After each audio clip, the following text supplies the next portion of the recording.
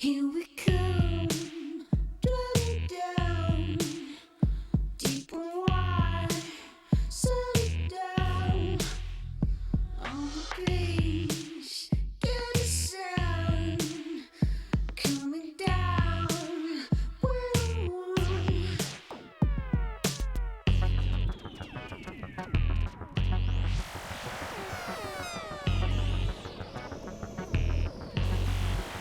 Black cherry is kind of lilac lilac, creamy, dark, juicy, glossy, succulent, dark, bright, small, glossy, and juicy, colossus.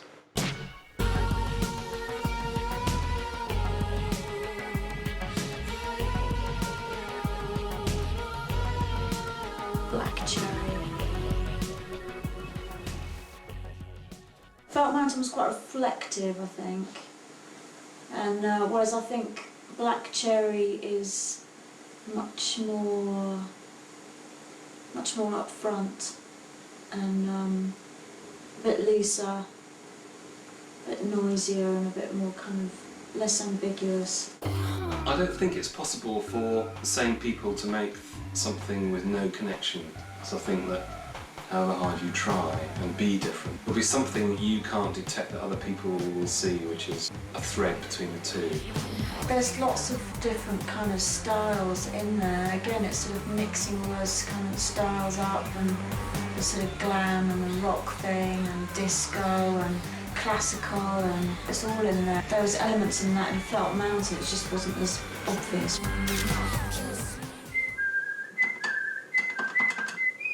We were desperate to get back in the studio and write. We were sort of feeling really out of practice.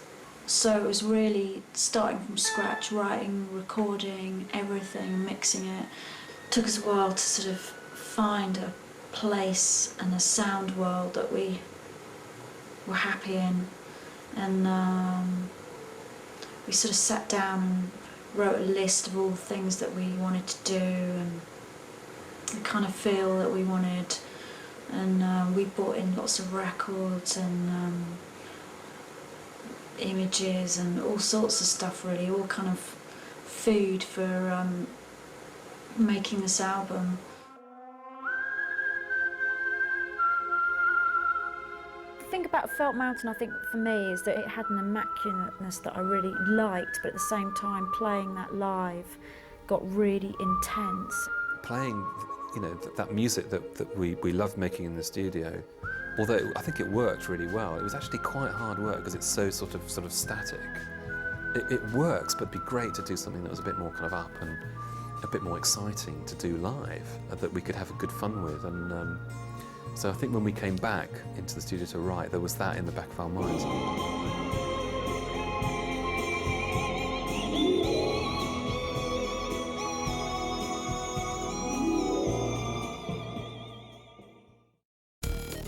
This album's much more reaction to things that have been going on around us now, and is much lighter. I think it's much sort of happier, and we wanted to put a bit more kind of oomph in it. I think that was something we felt very strongly about. We both were interested in the idea of disco because we found that very sort of we loved the drama and the sort of, especially sort of 70s stuff with all the string arranging, you know, that sort of lush quality to it. So I think we felt that was an area we hadn't got round to.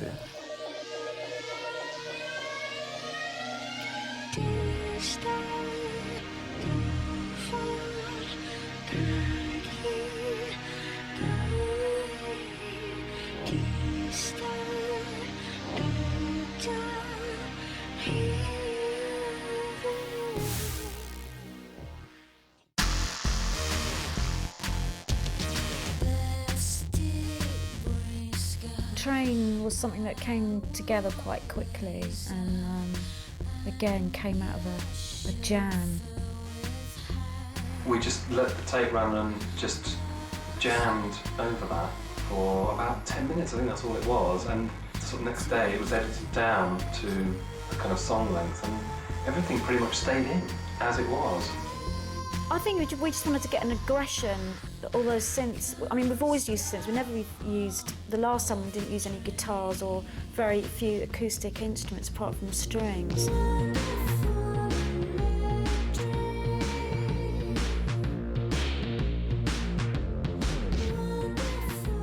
It's actually about a rat strip machine. Basically, it gets told what to do, and it does what it's told to do by these pulses that are sent to its brain, and there's a certain part of the brain which makes you feel really good. So it's kind of like the sort of love bit in your brain, the sex bit in your brain. So every time it's get told to go right, it just goes oh, and loves to go right and or left or whatever. So basically it does all the things that are totally alien to normal rats' behaviour. There is more humour on Black Cherry, as well as there being a couple of songs that are really quite melancholic.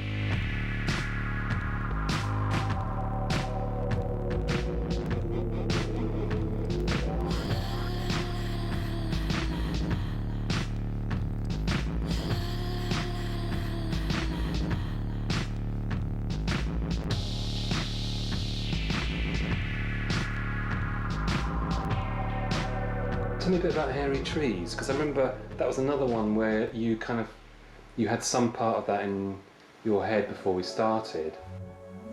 Yeah, Hairy Tree. Oh yeah, the little tune. The little tune was one of those things that sort of, you know, you'd whistle in the car and it just kept on coming back. It just stayed there.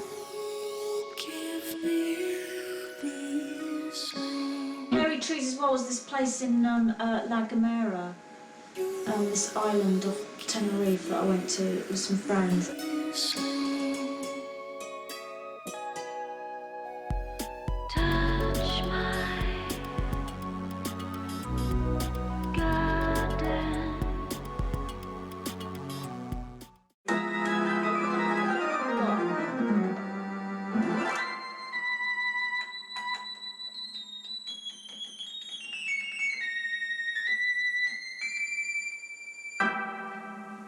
Next question.